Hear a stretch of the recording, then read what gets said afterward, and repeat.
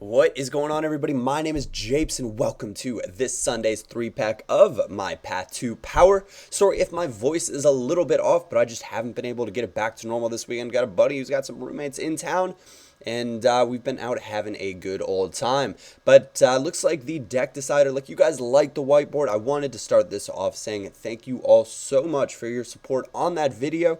If you have not seen it, there will be a link in the description to it down below, so you will be able to go and check that out. It's kind of long, 20 plus minutes, I think even 21 plus minutes, but mainly, you know, there's a cool song in there from official TJ, or from TJ. His YouTube link is in the description now in that video as well. So if you were wondering yesterday when you first watched it, what was the name of that song, it's back in the link on the description to that video. So go check it out. Go check him out. Tell him that I said what's up. He's also on Twitter. You can follow him. I think it's official @officialTJ, but I'll have to make sure and double check on that.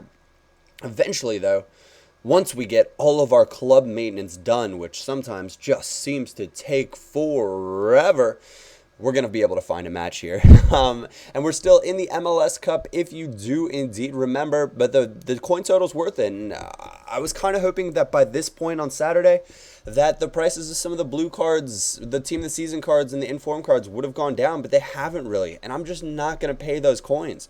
And I know, when I did the last Path to Power, a lot of you guys said, Japes, why don't you have De Rosario? Why don't you have Donovan? Why don't you have Beckham? Why don't you have Henry?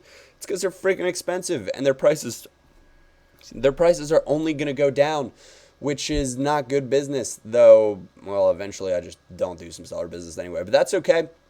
We ended up pulling 2 goals back early here. He was kind of being, I don't know, this guy just played so weird to begin with. He ended up like putting his controller down when I stole it from him in the back, and then like not picking it up again until kickoff. It was just bizarre. But that's okay. We'll take our 2 goals. No worries about that. And we're actually going to try to swoop one more here. Torsten Frings leading the attack. And guys, I got to say, he is extremely slow, but his passing is unbelievable. Like, he has incredible passing. And this is a wonderful little goal here from Fredy Montero. This is why we brought him into the side, to do just that. He is our number 10, our catalyst, our playmaker in this side. He is the one that can make things happen for us, and he does so there in the 38th minute to put us ahead 3-0. And this is what I'm talking about. Torsten Frings passing. This just deserved a goal. That's why I knocked it back across. A little LBY chip to find Fredy Montero, making another beautiful run out of the midfield and into the back of the net. And I've been thinking since Deck Decider was a 4-4-1-1, I kind of enjoyed playing that formation. I'm not even going to lie about it. Not even a little bit. I might have to throw it back for our next hybrid squad that we build. And it will be built on Sunday at some point. So you guys will have to stay tuned for which episode that will be in. A little bit of a hook, I guess, to make sure you guys want to keep on coming back for more. You know how these things go. But lovely little goal there from Torsten Frings, getting on the score sheet in the 86th minute. And, his shooting's average. It's really what it boils down to is passing and 50 pace. That's really what Torsten Frings is all about, and so that's okay. And we are on into the next match after we have to sort out quite an annoying contract situation. The club maintenance, you guys have to let me know. Do you guys like seeing some of the general club maintenance, what I pay for contracts, how I go about searching for them? Same with healing cards, how I go about searching them. Sometimes it takes me a little longer, sometimes a little bit shorter, but let me know if you like seeing that or if you just prefer me to be like, nope, if it's not real trading, just get onto that gameplay. We come up against Deportivo Zoot here. Well, we come up against him once, and he said nay. And then we come up against him twice, and he will eventually say yay. So, good for us there to finally get matched up with him. And he says, okay, he's got a 3-5-2 MLS side. Interesting choice there. Fredy Montero is his catalyst. Very pacey strikers. Luke Rogers, and I want to say that was Oduru up there. Oduru's a 90-plus pace bronze striker from the MLS. Pick up a goal here in the 45th minute. Want to talk about 45th-minute goals here. And this is something that I started to notice only recently, and maybe it's just a theory. Maybe I'm full of it and I'm, creating something in my own head. But the reason I think that there are so many 45th-minute goals scored in FIFA boils down to 2 things. One, because the 45th minute, it seems like it's in the 45th minute for freaking ever. Because the stoppage time feels like they're doing the actual minutes of stoppage time versus like virtual in-game minutes. And so that means you just have a higher percentage of scoring during the 45th minute, because the 45th minute takes up more time than any other minute in a FIFA match. Maybe, I guess maybe the 90th minute. I don't know. They're probably very similar, but we win the tournament and get the 2 free packs. You got that on the screen. The other reason, and this is more what I've been noticing lately, is that your players are tired. And this has been happening to me a lot with this MLS team. My outside mids do not get back in the 45th minute. And you guys are going to say, well, yeah, Japes, that's the scripting involved. Well, is it? Or is it more down to, the players just being tired? And when players are tired and they bomb forward, they're not going to get back because they're not going to have the pace. They're not going to have the stamina to do it.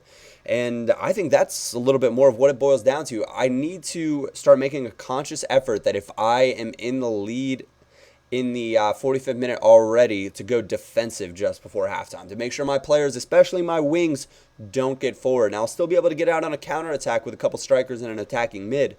But this way, I'll be able to keep my wings back. And we're actually coming up against a squad called Dirty Talk Inc. right there. I mean, it's an absolutely fantastic name. I can't believe somebody else would come up with the exact same name. So good for him. He actually asked me if I was a fanboy, and I tweeted it out. He actually tweeted back at me and said, "Oh, I just played you, didn't realize it." And I started off well, and well, you guys will see how it goes. So 2 quick goals there, and a third one coming here from Kanji. If you guys ever wondered why Kanji's in the side, that is why. 4-star weak foot, 4-star skills, 6'4".